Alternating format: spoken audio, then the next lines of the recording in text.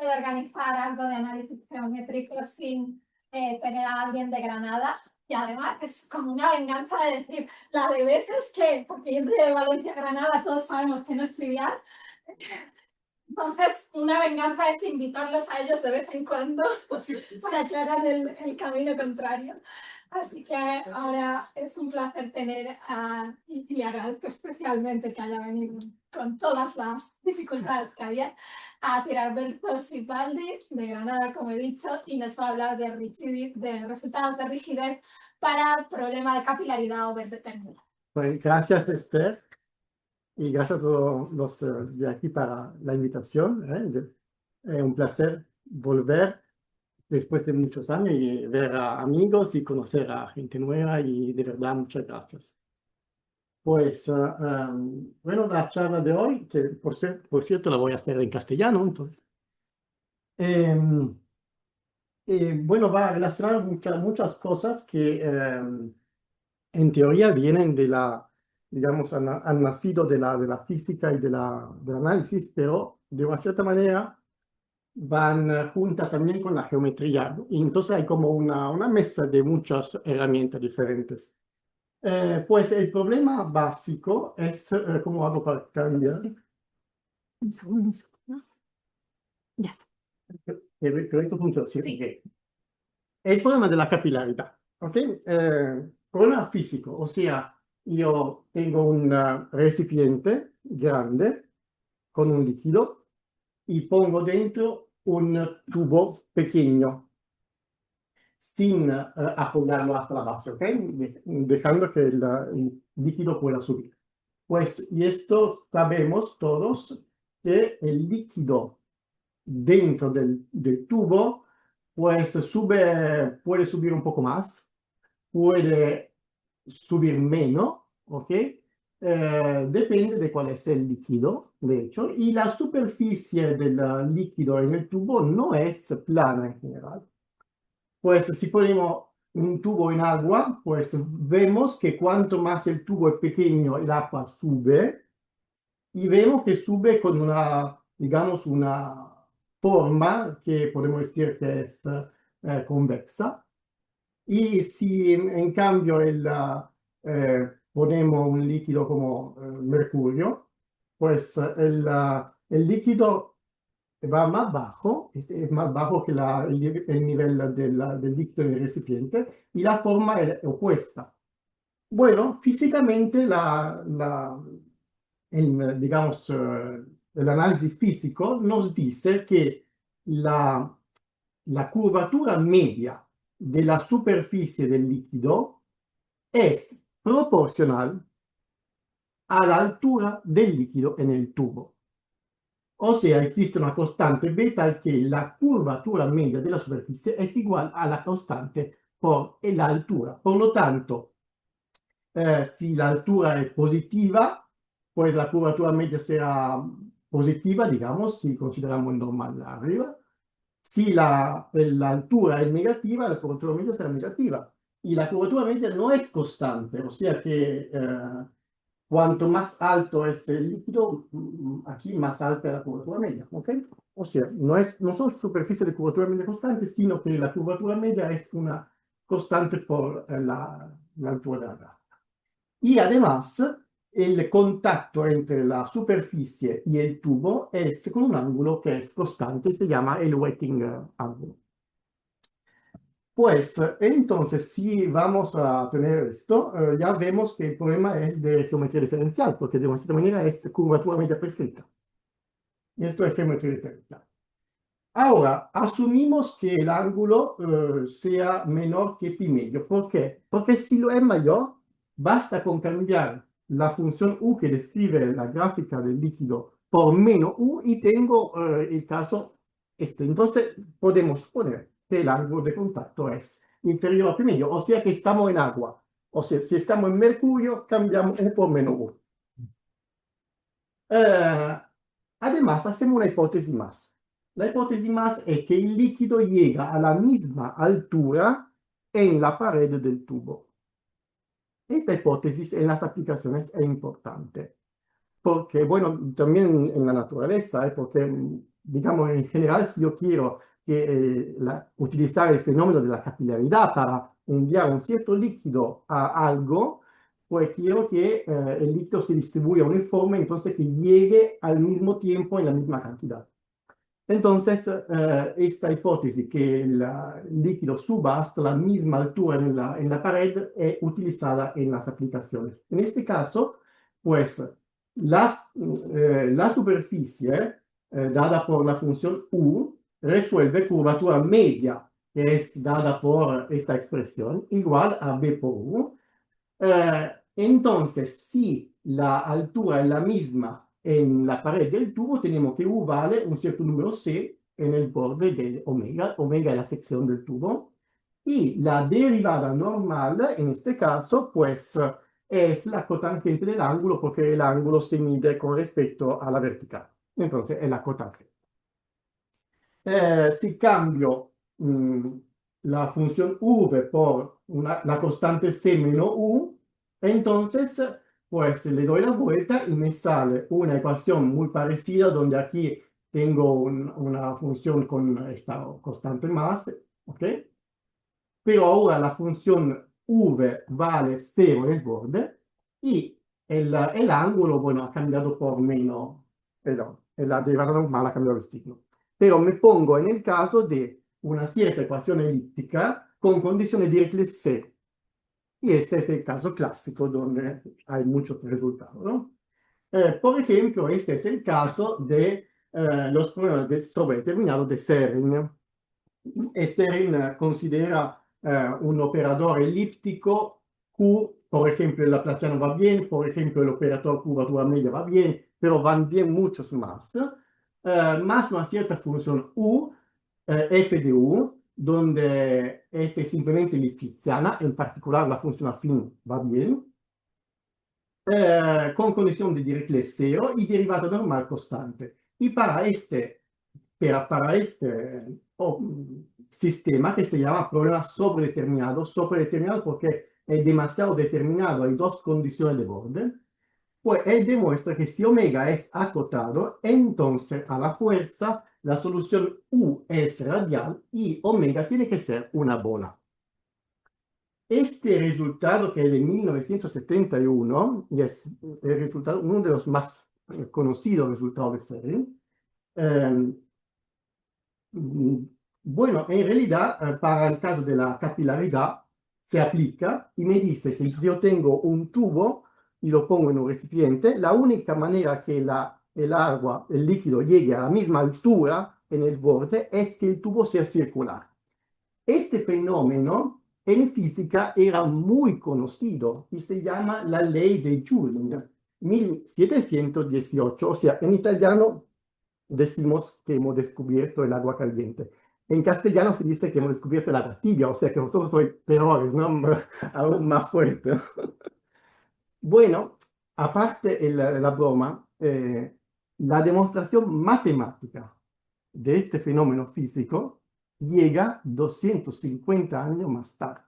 O sea, entre todas las posibles formas, todas, la única es el círculo. Esto, digamos que ahí hay mucho, ¿no? Hay una parte importante, ¿no? Si ahora cambiamos el problema por el siguiente, tengo un recipiente grande y dentro le pongo un tubo sólido. ¿Qué pasa? Que ocurre el mismo fenómeno al exterior del tubo. O sea, que hay una fuerza, la fuerza de la capilaridad, que hace subir un poquito el líquido. Subir si es agua, si no es de mercurio va a bajar. Pues la ecuación, el fenómeno de la capilaridad es el mismo. La ecuación es la misma. El sistema sobredeterminado es exactamente el mismo. Simplemente que ahora la sección no es acotada. La sección, ¿quién es? Es todo R2 menos un acotado. Entonces llegamos al resultado de Reichel de 1927, que la única posibilidad para que el líquido llegue a la misma altura en el borde del sólido es que el sólido sea circular. Y esto también en física era súper conocido, algo completamente trivial. Bueno, no no tan conocido, en cambio, o sea que ha sido un poco sorpresa, no tanto sorpresa, pero bueno, interesante también físicamente, no se sabía, es que si yo pongo muchos tubos en el gran recipiente de líquido, nunca el líquido llegará a la misma altura en los tubos. O sea, que si pongo muchos tubos de sección G1, G2, G3 hasta Gm con m mayor que 1, aquel problema sobredeterminado no tiene solución, nunca. Así que no habrá posibilidad de que el líquido llegue a la misma altura. Imposible. Bueno, y esto es de Sierrakov 2001, y esto sí, esto efectivamente física también, no conocido. Ahora, nosotros consideramos, bueno, no lo he dicho anteriormente, pero este problema, este trabajo está hecho junto con Yuan Yan, que es una chica china que hace la tesis en Granada ahora mismo. El problema que nosotros consideramos es el siguiente. Tenemos, suponemos, un recipiente muy grande de agua, de líquido, y ponemos dentro una lámina cilíndrica, quiere decir una curva por R. ¿Y qué pasa? Una curva no acotada, y suponemos también que el recipiente es muy grande. O sea, matemáticamente, como tengo R2, y lo parto con una curva, fundamentalmente, ¿ok? Este es el modelo.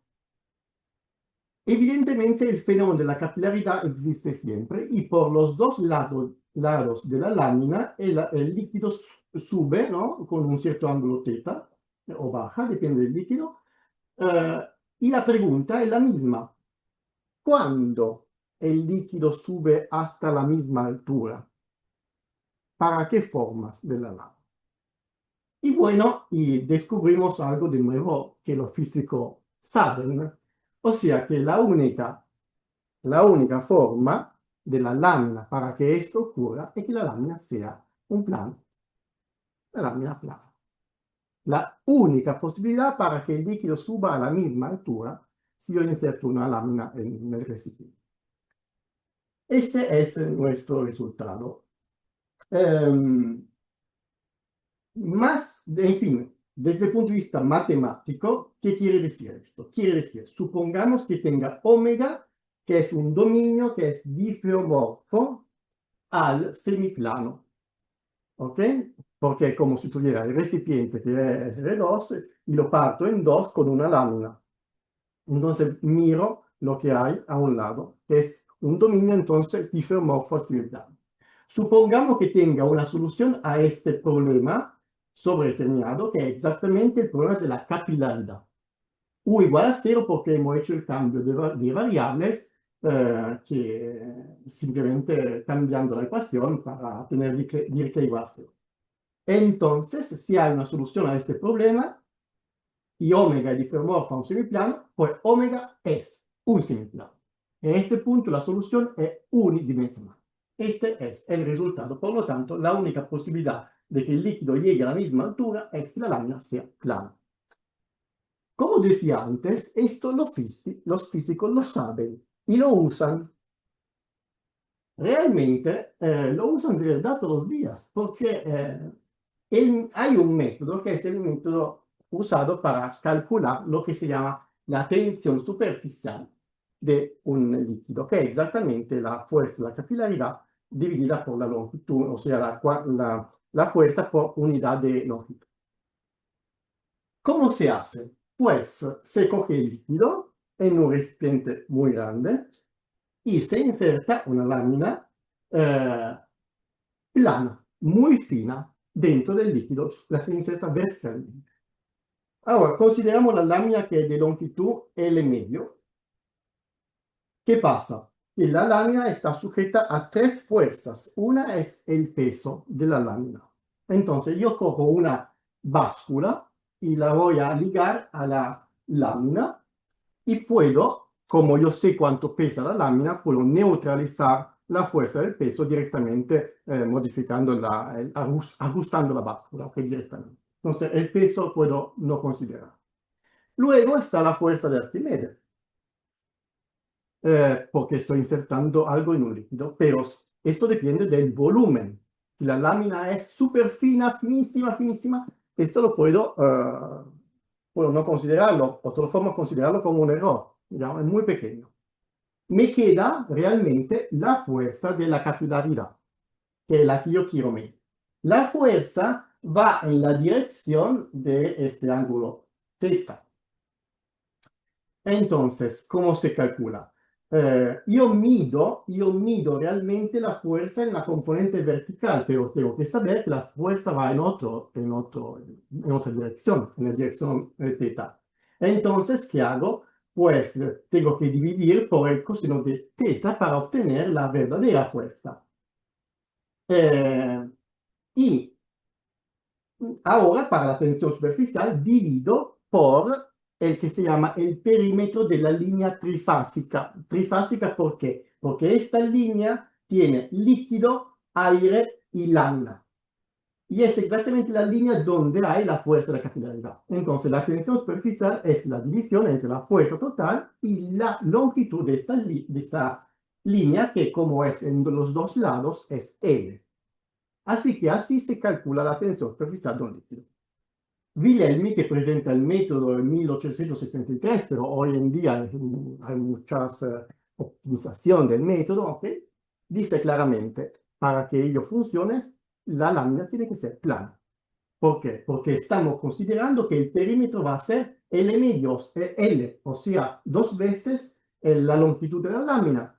Pero estamos entonces en el caso donde el líquido llega a la misma altura, si no, esto no es verdad. Entonces es fundamental que el líquido llegue a la misma altura. Por lo tanto, la lámina es plana porque la única forma es esta. Pero demostración de esto no hay.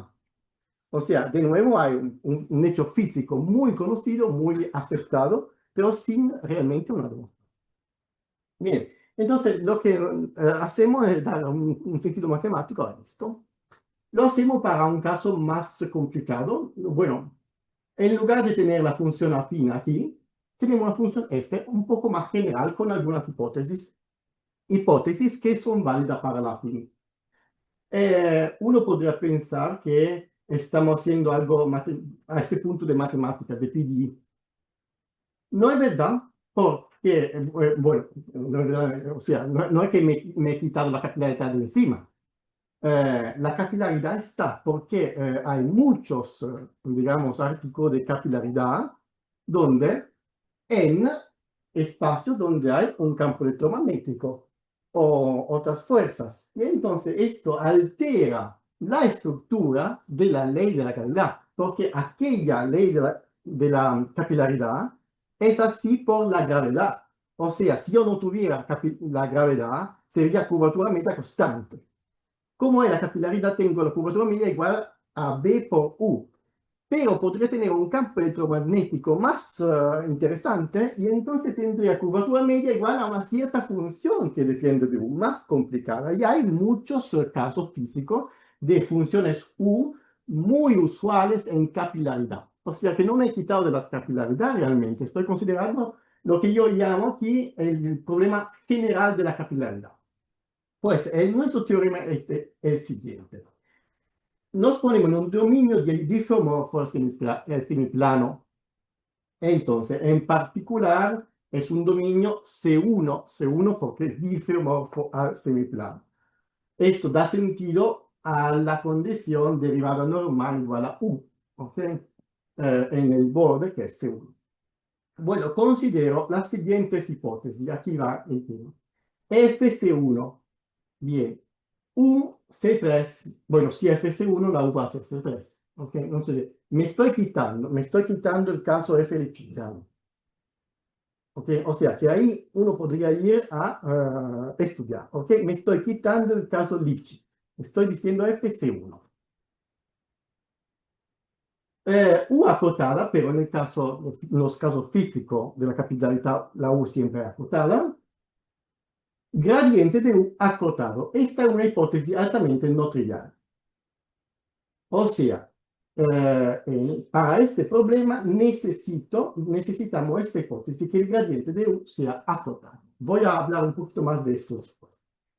Voy a considerar también que la constante K no sea cero. K igual a cero realmente se llama el caso degenerado donde digamos, no hay capilaridad. O sea que es como si no hubiera, físicamente realmente no existe. Porque siempre hay una interacción entre el tubo y el líquido, siempre hay algo, ¿no?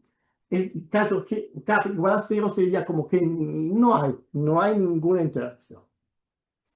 Entonces, suponemos además que esta otra hipótesis importante, que exista una primitiva no positiva de la función f pequeña que satisface esta condición. ¿Ok? Cuidado, porque yo cuando tengo una primitiva en una función le puedo añadir una constante cualquiera y es siempre primitiva S. Claro. Entonces, como dice, yo subo la primitiva y obtengo esto. No, porque la primitiva tiene que ser no positiva. Entonces ya hay como un vínculo que la primitiva tiene que ser no positiva, entonces puedo subirla. ¿Ok? O sea, tiene que ser no positiva siempre y además entero tiene que haber esto. Ahí hay como una condición no trivial. Ahora voy a hablar de esta hipótesis.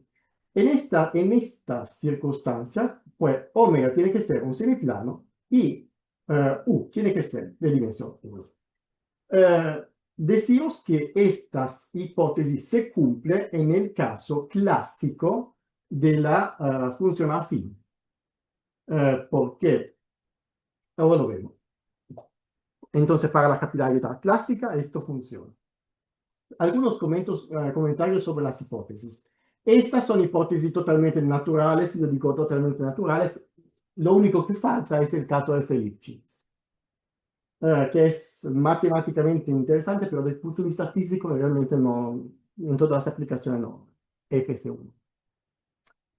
Bueno, esta es una hipótesis altamente no trivial y no se cumple siempre, o sea que hay casos donde entonces este teorema probablemente es falso, pero si la f' de U es negativa, entonces sí se cumple. Y en el caso del fenómeno de la capilaridad clásico, la función es esta, menos BU más una constante, la derivada es menos B, que es una constante negativa, por lo tanto, sí se cumple. ¿Ok? En las otras funciones f que yo he visto utilizadas por los físicos, también se va a cumplir. O sea que, digamos, parece ser algo que desde el punto de vista de la capilaridad tiene un sentido, ¿no? En cambio, si consideramos como el sistema sobredeterminado desde el punto de vista de las PDE, pues esta hipótesis puede fallar. Y entonces probablemente el resultado es falso. La existencia de esta primitiva que decía antes no es tan, en cambio, no es algo tan no trivial. O sea, esta hipótesis es equivalente a decir que el problema de Cauchy dado por la misma ecuación, pero en una sola variable, y entonces ya el operador se escribe de esta forma, con condición de Dirichlet cero, condición de phi de cero y phi prima, tiene una solución en cero más infinito.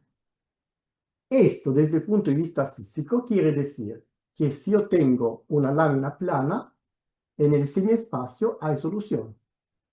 Pero sabemos que hay solución, porque si yo pongo una lámina en el recipiente, algo va a pasar. Entonces, sabemos que hay solución. Entonces, desde el punto de vista físico, realmente es algo que viene naturalmente. Y probablemente desde el punto de vista matemático. O sea que ya yo podría pensar, decir la siguiente conjetura, que creo que es verdad, y es que si esto no se da, pues entonces el problema sobredeterminado no se puede resolver nunca, nunca. Entonces no hay soluciones nunca. Entonces no puede corresponder a ningún problema físico porque no tiene nunca solución. O sea que sí hay formas donde el problema sobredeterminado tiene solución, entonces esta hipótesis se va a dar y en particular en el semiplano se puede resolver. Esta es una conjetura mía. Entonces, la verdadera hipótesis no trivial es esta. Bien, pues voy a intentar poner este problema ahora un poco en la perspectiva de el análisis geométrico más general. Y conectándome también a lo que Ana decía antes sobre el problema de Bernstein, porque esto de esta manera está englobado en un contexto más amplio. Pues el problema general de los problemas sobredeterminados es en general clasificar todas sus soluciones y ha sido enunciado en esta forma por primera vez por Beresty, Caffarelli y Nirenberg en 1997. Y han dicho lo siguiente. Consideramos la ecuación Laplaciana de U más f de U igual a 0. Consideramos soluciones que tienen signo, que es positiva entonces. Por ejemplo, condición de Dirichlet y de Neumann, Dirichlet cero, Neumann constante. F, Lipschitz, porque en general la regularidad más, la mínima para tener buenas propiedades de la ecuación es F Lipschitz.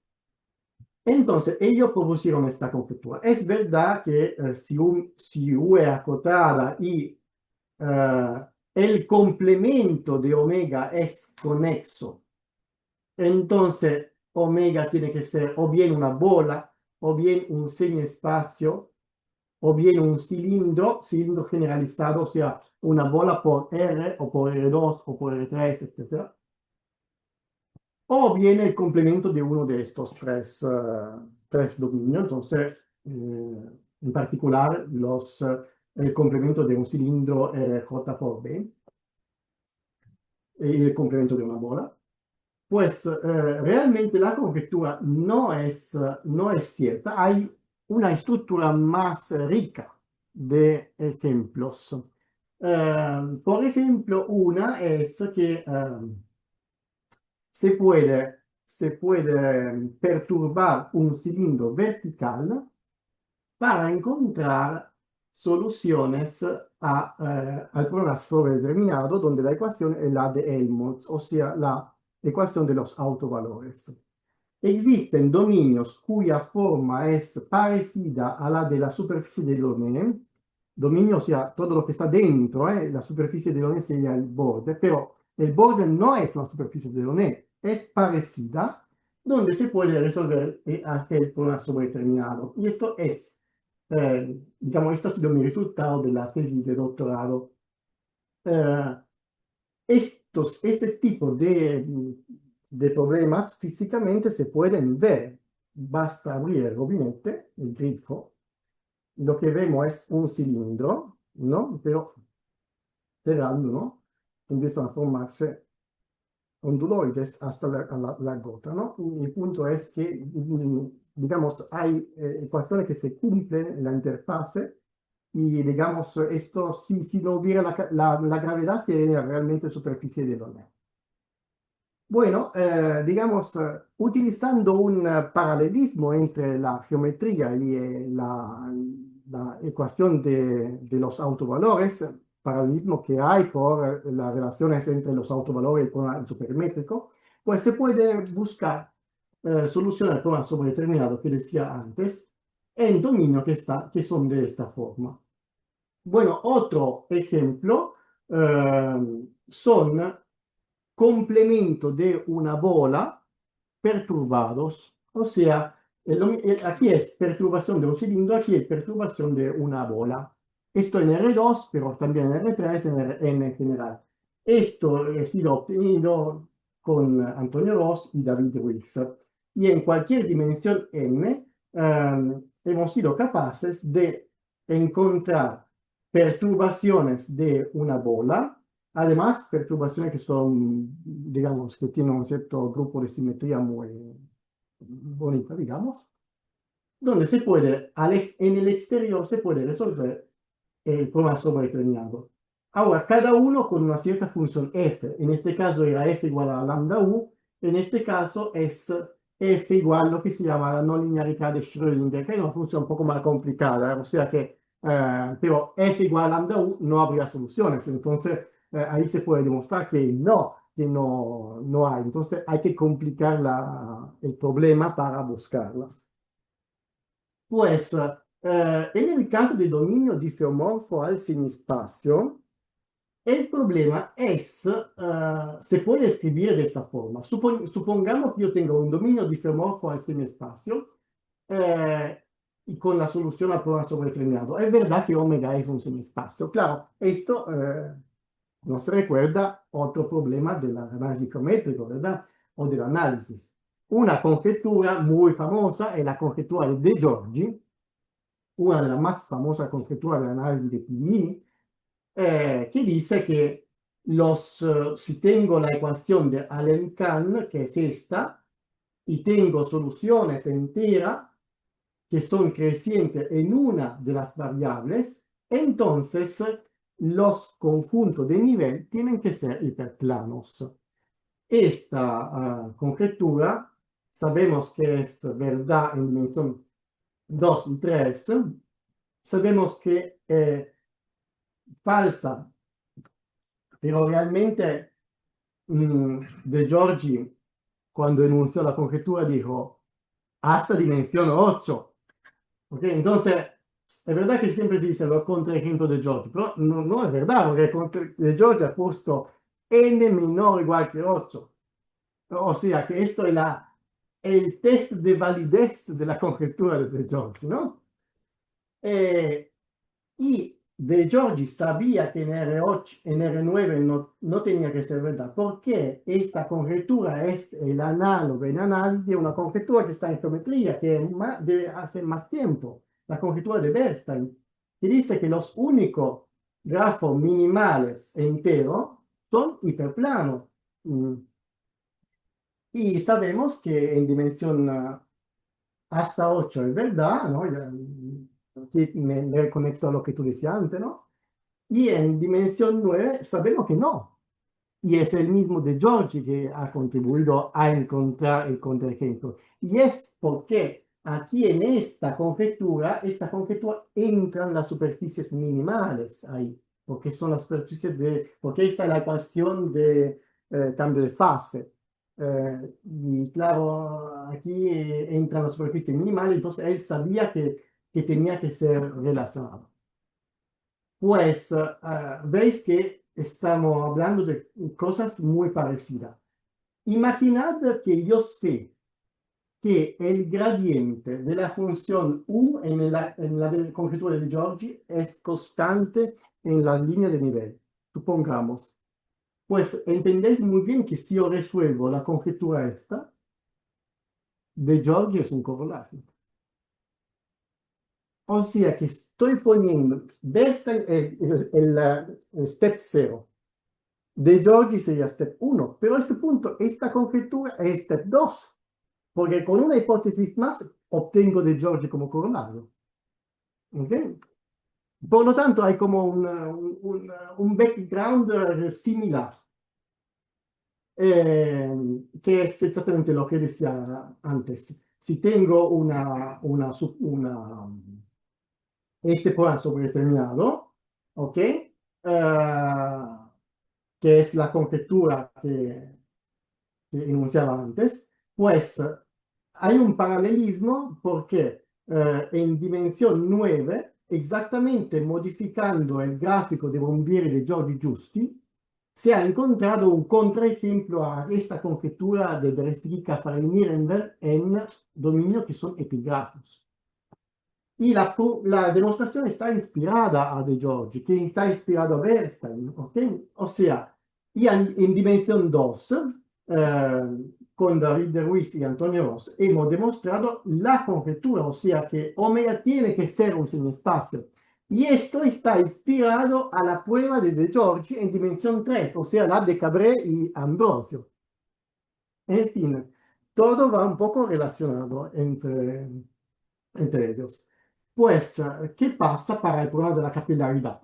Entendéis que es verdad que yo aquí no tengo el laplaciano, pero a este punto, ¿por qué no? Yo podría formular la misma conjetura, exactamente la misma. No existe, esta conjetura no existe, pero la podría formular igual. de la misma manera. Bueno, no existe, pero ha sido sugerido. ¿No? Hay un artículo donde Colombo, Mar y Rigoli dicen, bueno, esta conjetura no existe, pero pues ahí está. Y la podríamos llamar la conjetura de Beresford-Nirenberg para la capilaridad. ¿Ok? Sí. Entonces, ¿es verdad o no? Pues, bueno, nuestro primer paso es decir sí en dimensión 2, es verdad. Ya está, ese sería el resultado. ¿Cómo se puede demostrar? Voy a dar simplemente unas ideas muy generales de cómo se puede demostrar. Desafortunadamente, en el otro resultado que teníamos con Antonio Rossi y David Luiz, donde estaba el laplaciano, aquella demostración estaba relacionada con De Giorgi. Desafortunadamente, ahora no funciona más este vínculo porque hay una diferencia estructural entre el laplaciano y el operador curvatura media que hace que las técnicas de De Giorgi no se van a aplicar. Entonces, no se puede empezar no se puede empezar. Por lo tanto, hemos tenido que cambiar por completo el principio, ¿no? O sea, que hay una primera mitad que va diferente. Después sí generalizamos la demostración que funciona para el laplaciano. Bueno, entonces cambiamos la estrategia.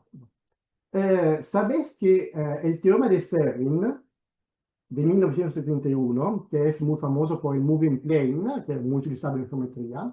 Bueno, en 1971 también, creo unos meses más tarde, pues apareció otro artículo de Weinberger demostrando lo mismo, realmente, ¿no? Entonces tenemos como ahí ha habido una concurrencia entre los dos, ¿no? Pero con otra técnica que se conoce como la técnica de la P-function. O sea, tenemos dos métodos para el problema sobredeterminado de Serrin, el moving plane y el método de la P-function. Pues entonces hemos dicho, si el primero no va a funcionar, porque no logramos que funcionara, pues ¿por qué no usamos la estrategia, la otra? Pues esta función. La P-function es esta función, que es la primitiva de la función f' menos esto, menos este término. Ha sido utilizada mucho en los trabajos de Modica, este PD total. ¿Por qué? Porque esta P-function resuelve esta PD. ¿Ok? Cada vez que el gradiente no es cero. ¿Por qué digo el gradiente no es cero? Porque aquí en estos coeficientes aparece en el denominador el gradiente de la función. Entonces, se necesita esta hipótesis más. Pues entonces, los steps que vamos a seguir para la demostración son los siguientes. Primero, empezamos con un dominio diffeomorfo al semiespacio, donde existe una solución al problema sobredeterminado. Primero demostramos que o bien es un semiespacio o bien su curvatura media es negativa. Media, su curvatura porque es un dominio de R2, por tanto su curvatura es negativa. Dos, hay que tener una regularidad más grande que C1. Esta es la que vamos a necesitar. Es la que necesitamos para poder hacer límites de traslaciones de nuestra solución y que el límite se comporte bien con la ecuación. Y vamos a encontrar que haciendo límite obtenemos una solución unidimensional del mismo problema. A partir de ahí queremos demostrar que esa solución unidimensional podemos ponerla por debajo de la otra. Para ellos, lo que vamos a hacer es obtener esta solución unidimensional como límite de soluciones radiales. Tengo soluciones radiales, aumento la bola dejando un punto de la bola fijo y demostramos que las soluciones radiales, cuando el radio de la bola aumenta, convergen a la solución unidimensional. Y esta está por debajo de la gráfica de U y aplico el lema de Hopf y encuentro una contradicción. Este es el step general, digamos, el conjunto de pasos. Solo para algunas ideas de estos seis, cómo se hacen estos seis. Y se mezclan muchas técnicas. El paso 1 es utilizando el P-function método para empezar. Y demostramos un resultado más general. si omega es un dominio de Rn, ya no es de R2, y es de clase C1, y F es C1, entonces U es 3, evidentemente. Si el gradiente es acotado, la solución también es acotada, y existe una primitiva que satisface nuestra hipótesis, entonces la curvatura media de omega tiene que ser negativa, estrictamente negativa, a menos que omega sea un signo. Y esta profesión es fuerte porque en particular la bola no. La bola no, es positiva la curvatura de la bola. O sea, que si yo tengo esta solución, perdón, esta condición sobre la función f, entonces en particular no tengo soluciones en la bola. Y esto me dice que como la bola es el prototipo de dominio acotado, no tendré en el dominio acotado. O sea que aquí estamos hablando de una dicotomía, ¿no? Acotado va de un lado y dominios no acotados va de otro. No acotado, pues de curvatura negativa. El acotado, donde está la bola, curvatura positiva. Entonces, esta hipótesis realmente me va a diferenciar dos casos diferentes. ¿Dónde viene esto? Pues utilizando fundamentalmente el principio del máximo, se puede demostrar que la función p que he definido antes, pues tiene un cierto máximo que es dado por o bien -1 o bien justamente el valor dado por la diferencia entre f de 0 y la condición que tenía sobre f de 0 antes. Y por lo tanto, utilizando la clásica fórmula que me da la derivada segunda de la función u en función de la curvatura media del borde y el principio de Hopf, pues se demuestra que entonces la derivada normal de P tiene que ser positiva y esto me da una información directa sobre la curvatura media. Fundamentalmente esto es PD total, excepto la última parte que me relaciona la derivada segunda con la curvatura media y automáticamente tengo el resultado. Entonces, ponémonos en el caso de un dominio con curvatura, o bien cero, pero si es cero, es sin plan. Entonces ya está. De curvatura negativa. En principio tiene que ser C1 porque el problema de la capilaridad funciona para omega C1. Es decir, el enunciado es omega C1. No tengo que tener omega C infinito. Omega tiene que ser C1. Existe la derivada normal, punto. Bien, si existe una solución al problema sobredeterminado, a la fuerza omega es más que C1. Tiene que ser C2 alfa y C2 alfa uniforme, que es el contenido de este lema, así como lo he dicho yo. Tiene que ser C2 alfa uniforme. En particular, esto nos permite hacer límites, porque cuando yo hago límite de soluciones a un problema sobredeterminado, donde las funciones son C2 alfa uniforme, Ascoli alzerà, me dice que el límite será C2 alfa prima con alfa prima un poco menor que alfa, pero alfa cualquiera, entonces ya está. Digamos, lo que me importa es poder hacer límites de traslaciones, porque eso es lo que voy a hacer. Y esta regularidad, que repito, es una cosa que viene de la sobredeterminación.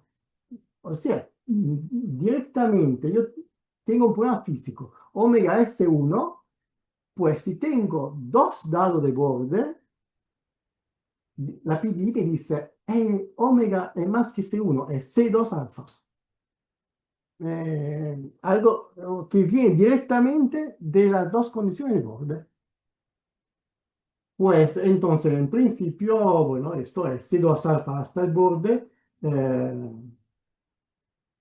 Esto es lo que he dicho. Pues vamos a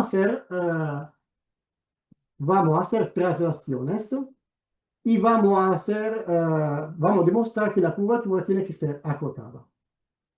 Supongamos que la curvatura del borde, que sabemos que es negativa, no sea acotada. Podría ser, porque yo podría tener un dominio con curvatura, imaginar un dominio con curvatura negativa, pero le puedo poner algunos picos donde la curvatura sigue siendo negativa, pero va a menos infinito.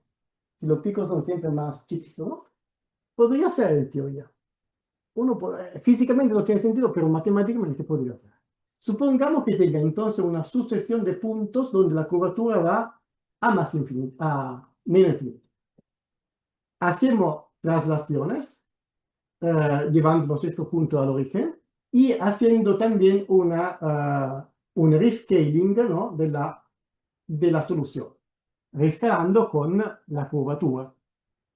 Pues al final voy a la función, la ecuación es curvatura media más f de u igual a 0. Cuando hago este rescaling, la curvatura media va a 0, entonces me encuentro una superficie mínima. Una superficie mínima en un dominio que a este punto tendrá un punto de curvatura 1, porque hago el rescaling de manera que la curvatura en el punto que he restado sea siempre igual a 1. Bueno, hay un resultado de geometría diferencial. Esta es geometría diferencial pura de QI de 2022, publicato en Transaction AMS, me parece, che disse che se io tengo un grafo minimal in un dominio omega infinito, que el grafo tiene la misma condición al borde y la derivada normal, o sea, el ángulo es el mismo, pues entonces, si el dominio es no acotado con borde no acotado y conexo, tiene que ser un semiespacio. Y nuestro no es un semiespacio porque la curvatura en un punto es 1. Entonces, encuentro una contradicción. Contradicción quiere suponer que la curvatura pudiera ser infinita. Entonces, la curvatura es finita y además negativa. Pues, cuando tengo un dominio con curvatura infinita y negativa, lo que puedo hacer es la cosa siguiente. Imaginad que omega sea la parte blanca y el complemento sea la parte azul. Pues consideramos puntos que se van a infinito y consideramos bolas muy grandes que se van siempre agrandando más. Y considero la solución que tengo en el dominio omega intersecado esta bola. Pues lo que se puede demostrar es que cuando yo me voy a infinito, como la curvatura es negativa, pero el dominio no puede volver a sí mismo, ¿no? Entonces a un cierto momento la curvatura no puede agrandarse mucho en el valor negativo. Entonces tiene que aplanarse. Y lo que se puede demostrar es que estos dominios van a converger a semiespacios. Y la solución converge a una solución en el semiespacio. O sea que a partir de mi solución se puede demostrar que existe una solución en el semiespacio de la misma ecuación. Entonces, tomando secuencia de este tipo de dominios, se puede encontrar una solución U infinito, que es una solución unidimensional de la misma ecuación.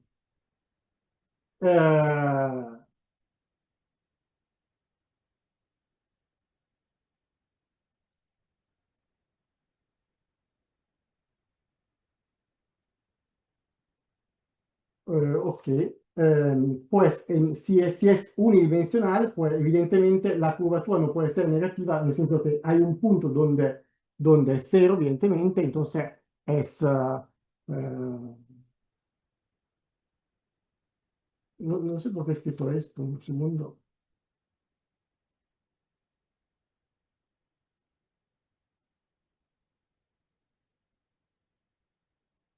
Bueno, lo que quiere decir con esta frase es que tomando límites de estos conjuntos con la solución que está en esta parte, encontramos una solución al problema sobredeterminado en un semestre.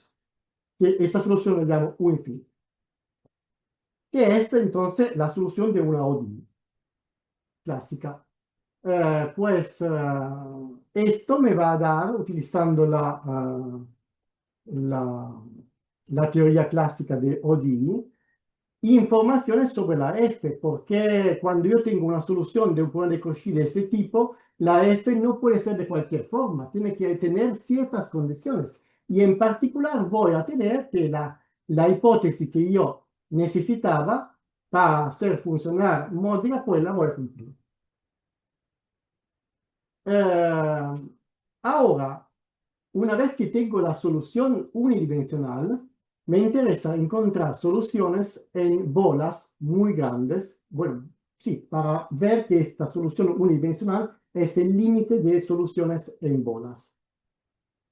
O sea, lo que quiero es resolver la misma ecuación con u igual a 0 al borde en bolas. Evidentemente no pueden tener la misma derivada normal. Entonces, simplemente estoy considerando el problema de Dirichlet. No es fácil encontrar soluciones a este problema. Entonces, para ello,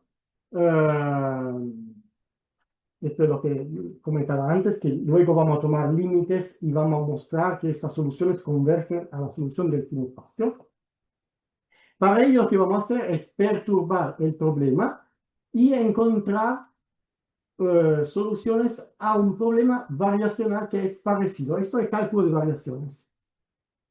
Entonces, f tilde va a ser una extensión de f que a los valores negativos, porque f en principio, como la u es positiva, tiene sentido solo para valores positivos, pero vamos a extender el problema a considerar una pequeña perturbación y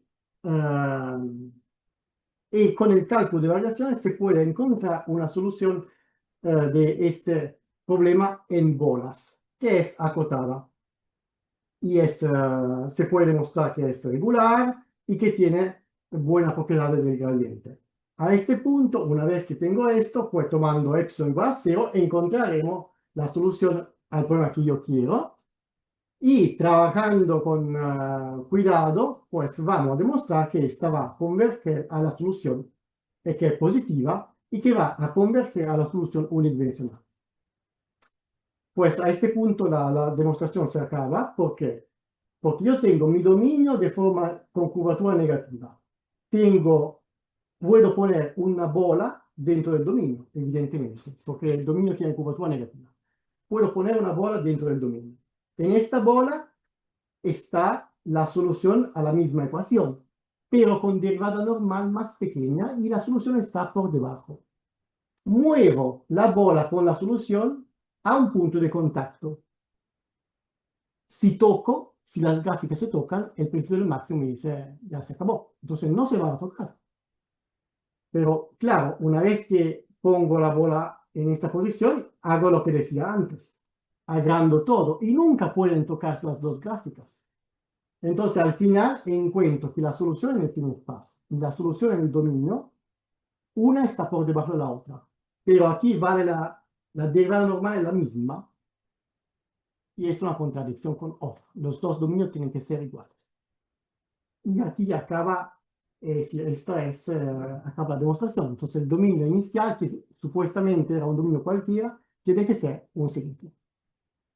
Pues nada, esto era se acabó. Solamente deciros que también tenemos un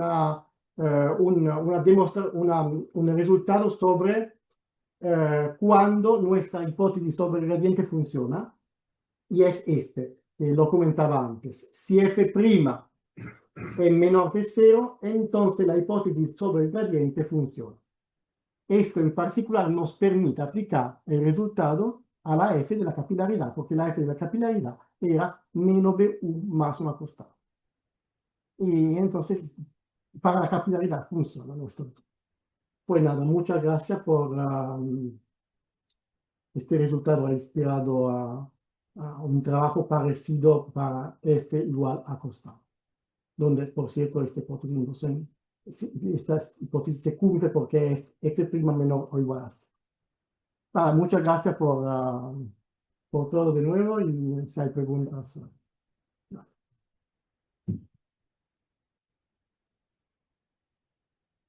¿Pregunta?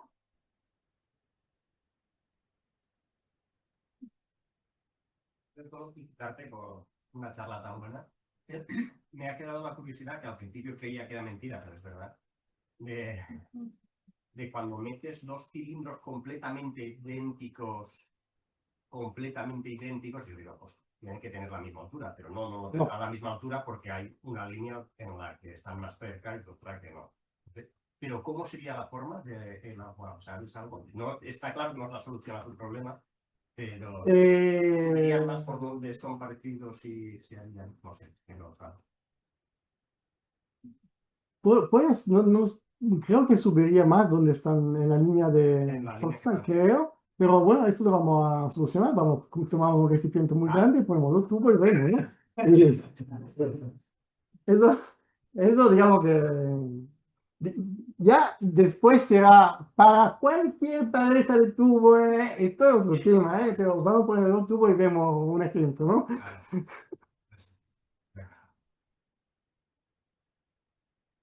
Y relajando la regularidad, ¿sabe algo? ¿Cuánto? Para F. Lipschitz, Sí. porque esta es la única relajación, ¿no? Bueno, también el dominio, la frontera del dominio. La frontera del dominio, si no es, vamos a ver, si no es C1, tú no puedes dar sentido a tu derivada normal. Nociones débiles. Nociones débiles. Entonces, si hay nociones débiles, si tú consideras todo débilmente, te digo, hay un resultado de Vogel que dice lo siguiente. Entonces, vamos a considerar el problema sobre determinado inicial. O sea, este. ¿Vale? Bien.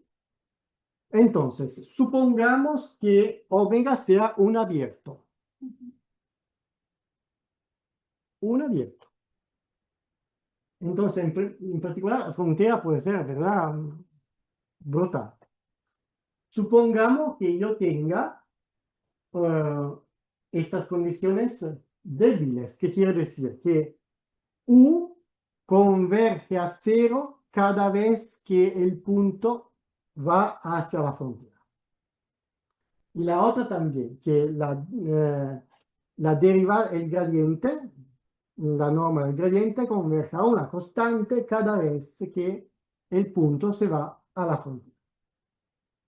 Esas son las condiciones débiles, ¿no? Bueno, entonces, ahora, si estas dos convergencias son uniformes, las dos, aquí está la cosa importante, pues entonces omega es C2 alfa.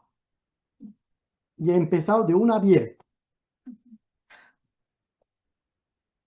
Si U igual a 0 y el derivado normal igual a constante se entienden débilmente, pero la convergencia es uniforme, entonces es C2 alfa. Y aquí viene el cono de Caffarelli, no se habla mucho de esto, ¿no? Porque se está buscando la prueba de De Giorgi, ¿no? Está Savin, que ha demostrado algo parcial. Bien, en aquel caso, la convergencia no es uniforme. No es uniforme, por esto está el cono, por esto está el cono en dimensión 9, lo que sea, ¿no? Por eso está aquel cono. O sea, en aquel punto, evidentemente no es 2 alfa, pero no hay esta hipótesis de Vogel, no hay. Entonces, ¿qué podemos decir? Que no es una hipótesis, digamos, trivial, ¿no? O sea, ¿Algo más? Bueno, pues si no vamos a